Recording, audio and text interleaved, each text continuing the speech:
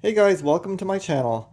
In this video I'm going to show you how to clean in detail this carburetor, which is a, let's see, it's a 951-10974 carburetor from a Troy Bilt snowblower.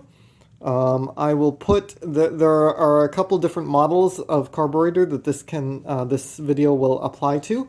I will put them in the description below. And if you're curious about the actual machine that this came off of, check out the video in the upper right hand corner here, and I will link to that video when it becomes available on YouTube. So without further ado, let's get into cleaning this particular carburetor. I'm going to show you step by step how to do it. So there are a variety of tools you need, various screwdrivers, picks. You're going to want some wire to poke out the jet and the emulsion tube with. You're going to want carburetor cleaner and paper towels. So let's just get into it and you can see how it's done. So the first thing I'm going to do is I'm going to remove the carburetor bowl. That's a 10mm nut. And the choke arm already has come off. So we take that out. The carburetor bowl will come out. This one is actually not too bad. This machine actually runs. It just has a surging and hunting problem. And next thing, I'm going to take out the float and needle. So you pull that out. If it doesn't come out, you can use a center punch and tap it out. So focus. There we go. So right there, you can use it's usually like a 1/16 inch punch right there, and you can tap this thing out, and then you just lift out the float with the needle attached like that. And as you can see, if you focus, the needle has a little rubber tip, and that stops the fuel flow when the float rises. So I'm going to put that there. The next thing we're going to do is we're going to take out the jet in there. So for that, you want a flat screwdriver that just barely fits in there, and I think this one will work. It's a long one.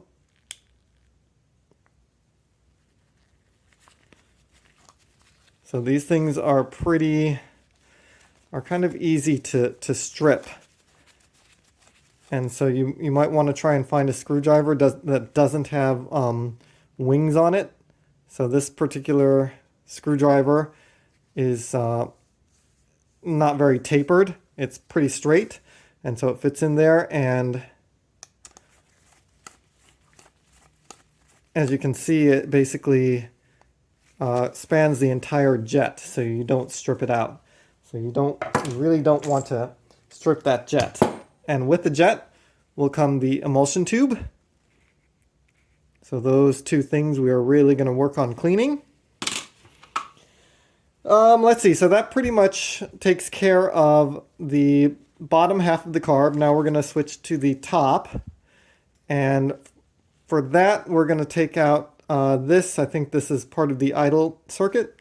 So we're going to, and actually, so this idle screw here controls the idle speed of the engine, the minimum idle speed. So I'm actually going to take a small pick and mark exactly where that is set, so that I can get it back in exactly the right place. So I'm going to do that right now. You can mark it with whatever you like, but I'm just going to mark it with this pick.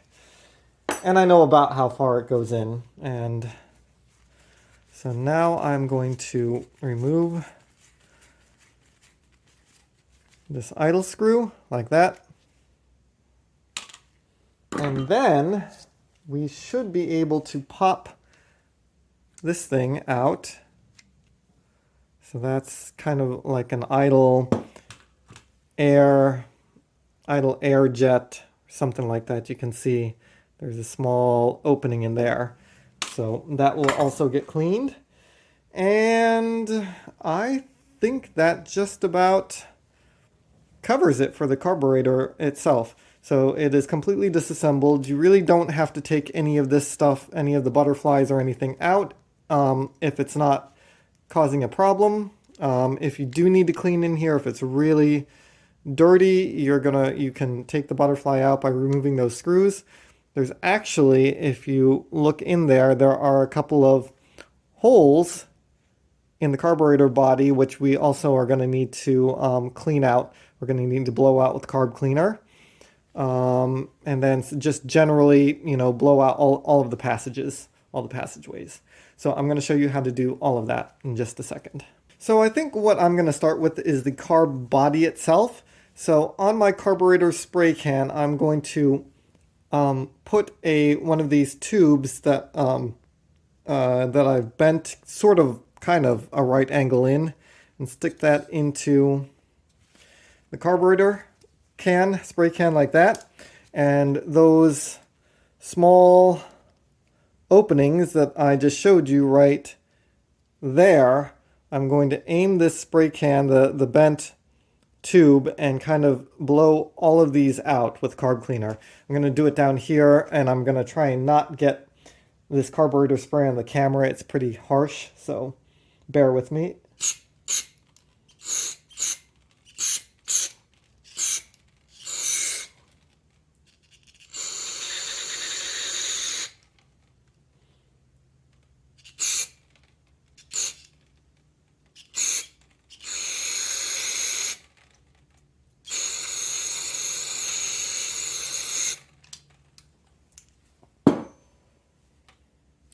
So I'm not going to just stop there, so I'm going to take this right angle one off and put a normal straight one on my Carb Cleaner now and blow out the rest of the passages in here.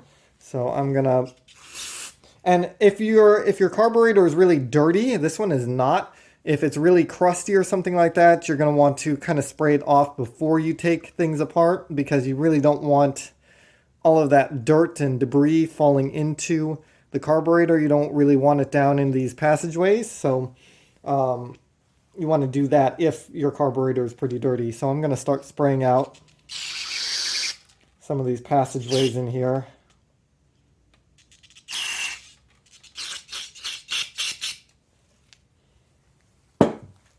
If you have an ultrasonic cleaner, you can stick the carburetor in there and clean it.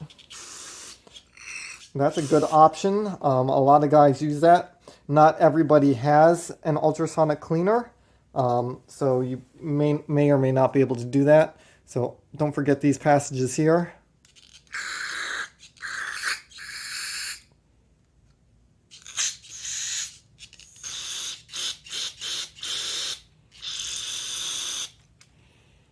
And don't be shy with the Carb Cleaner. You want all of those passages really cleared out. So that's pretty much that. The dirtier the carb, the more you're going to want to spray it and work on it.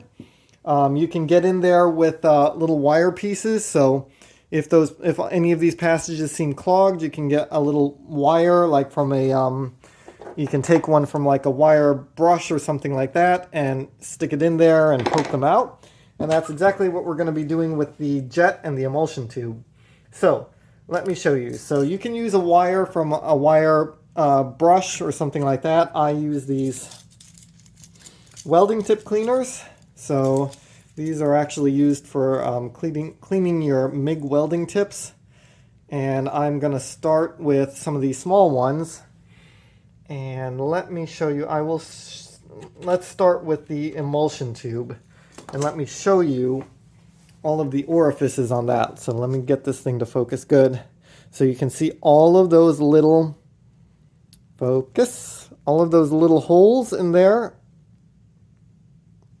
Get this thing to focus. So all of those little holes, they need to be clear. They have to be 100% clear. And you also, you can see through it, but all the holes have to be clear. And actually, so they go all the way through. Every hole goes all the way through. And on some of those, you can see the light actually coming through them. So you want to make sure to poke them all out and go all the way through. So I'm going to take probably the smallest, I think we're probably looking at the smallest tip, and even that may be too big. Let's see. Yeah, so that's just barely right. So what I'm going to do is I am going to take these welding tip cleaners and poke through all of these holes. So I'm not going to show that on camera because I gotta really look and focus and, you know, poke them all out. So as soon as I'm done doing that, I will be back. Okay, I finished poking all of those holes out. Don't forget the ones here on the top as well.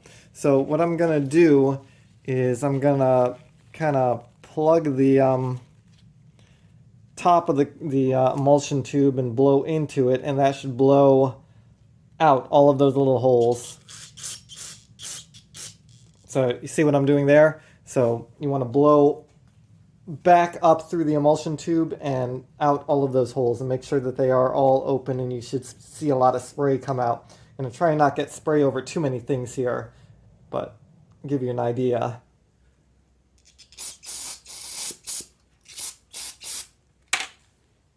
So that's what it should look like. You should see spray coming out of all of those little holes. It's hard with gloves on, so let me just give it a little more spray and we'll call it good.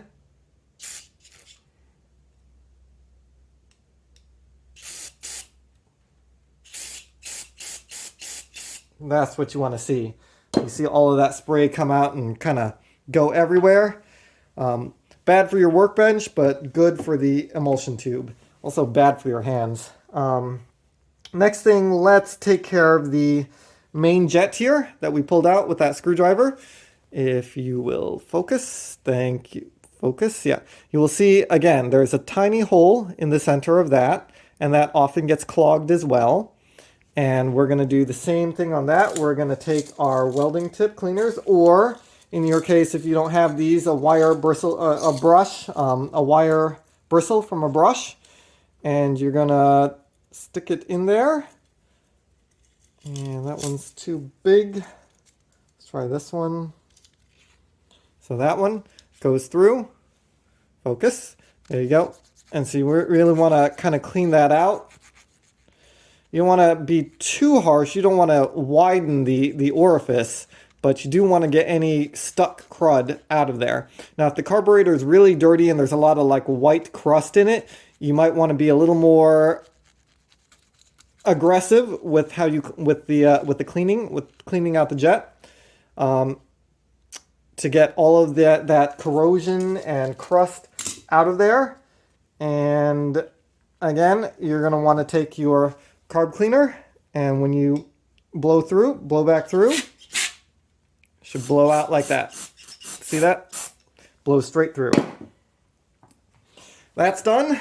And let's see, the idle air jet screw, restrictor screw, whatever it is, same idea. We have a little tiny orifice in there, and that one's really small. I don't know if this welding tip cleaner is going to go through that. Maybe this tiniest one will. Not really. And there's an O-ring here. You don't want to lose that O-ring either. There's this O-ring on here. Might look for a really thin wire, so you can use like a copper wire as well. Let me go look for one of those and see if I can get a wire to go through that. Okay, so I have a piece of stranded wire here. I separated out one of the strands, and I can get it to go through like that. So just poke that out. Dislodge any dirt or crud that's in there. Gotta see what I'm doing here. So like that. And once you're satisfied that you've poked out everything, dislodged everything, again, just spray through it. And be careful, this stuff blows back in your face. Don't get it in your eye. Wear goggles or something. So that takes care of the idle. jet. If you have an air compressor, you might want to blow all of this stuff out after you're done cleaning it. That really doesn't need to be cleaned. If your bowl is looking cruddy, you're going to want to, clean that and wipe that out. This one looks really good. There's nothing of any concern in this particular bowl, but if you have a lot of corrosion, you're going to want to scrape as much of that off as possible. So your Carb Clean is going to be a little bit more involved if your carburetor is really crusty. It's not unusual to encounter those, especially if water got into the tank or something like that and into the fuel system. You will see a lot of that corrosion when water gets into the fuel system. So probably want to keep might want to actually keep the needle out of the carburetor cleaner. That the rubber on the tip has a tendency to swell in the carb cleaner. So that was not the best thing to have it swimming in there. There is a carburetor kit that you can buy for this. I'll put the part number in the description below, but good luck finding it.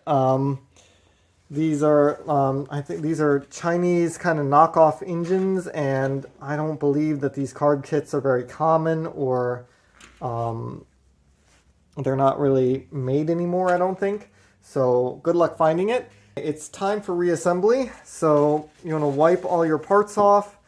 If there's any carburetor cleaner still on them, you want to, if you have an air compressor, you want to take it and blow out all of this stuff. Which I already kind of have done. Also, any remaining dirt or anything suspended in the carb cleaner inside will get blown out. So now, time for this reassembly. So the first thing that I'm going to do is I'm going to stick this emulsion tube back in like that. And I'm going to take this jet and drop it in. And then we're going to, where's my screwdriver? Screw that back in.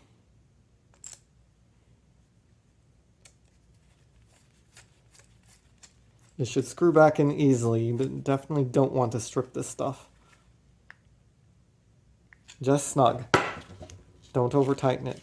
And you should see the emulsion tube, which you just stuck back in, sticking up through there. You can see it there, sticking up through the bottom of the carburetor. So that's that. Next, let's put back in the idle air jet down there. It just kind of drops in. Actually, so these gaskets are kind of, these O-rings are kind of a little bit funky here. Let me show you. So these gaskets, or these O-rings on here, are kind of degraded. We'll see if we can get them back in, but there's a groove here at the bottom, which I believe this O-ring goes into. And then here at the top, I believe this one seals the top of this thing with the carb body. So let me see if I can finagle this thing back in without these gaskets kind of falling apart. So I'm gonna very gingerly try and persuade this back in, and I think probably going to need kind of a pick to help it get into the hole with the groove. So just a little bit of help. And this idle set screw is going to hold this idle air jet, or idle jet, whatever it is, down in there. So we're going to turn it in just, I can see my mark, it's right about there. Right there, that's where my mark is. And that is going to hold that down in there, and hopefully that gasket is seated down in there properly. I guess we'll find out when we go to start it.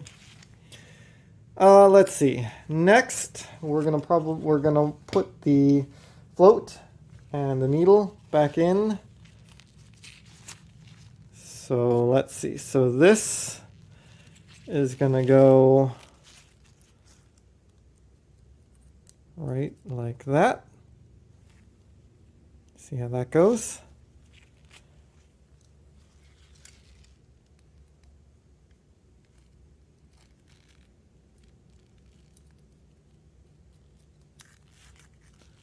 So then the float goes like that, and take your pin, float pin, like that. And I generally like to see these things sit about level. Tecumseh carburetor, so there's a tool for certain carburetors, like Tecumseh's, there's a measurement tool, but I don't know of any such thing for these carburetors. These are like Honda clone carburetors, so I'm not sure of anything other than just making sure that they kind of sit level. And there's also a way to test whether these things work or not. So let me put this bowl back on, and I can't remember which way the drain plug went. I am going to have to take your brain out and replay you and see what you remember. Well, after reviewing your memory says that the drain plug goes on the opposite side of the fuel inlet. So kind of like that. And so we're going to put this bowl nut back in, and that's a 10 millimeter bolt screw, and snug that down. You don't want it too tight. Same with this, just snug it down. You don't want to squash those gaskets too much. And that's about it. Oh, this thing also. This thing goes in. There it is. That's how it goes back in. Had it the wrong way. Okay, so it's all assembled, but we need to know if the float and float needle are working properly. So fuel comes in through the fuel inlet here and fills up the float bowl, which causes the float to rise and that little rubber needle to make contact with the carb body in there and shut the fuel flow off. And as the machine uses fuel, that float will drop back down and the needle will drop and it will let fuel in. And so basically you're maintaining a certain level in this float bowl. And so we need to be able to make sure that the fuel is able to be shut off. Because if the needle and seat don't work, the carburetor bowl is going to overflow and you're going to flood the engine, and fuel is going to start coming out the intake, and it's going to be all over the place. So the way I do that is you can blow directly through this, or I put a piece of relatively clean fuel line on that. And basically when it's down like this, I should be able to blow through it, and you should be able to hear air go through. So you can hear that. And then if you turn it upside down, you should not be able to blow through it anymore. And I cannot. So this carburetor, the float and needle are functioning the way they are supposed to be functioning. If they're not, you're going to have to take it apart and see what is wrong in there, see where it's getting bound up, and try and fix that. So this carb is ready.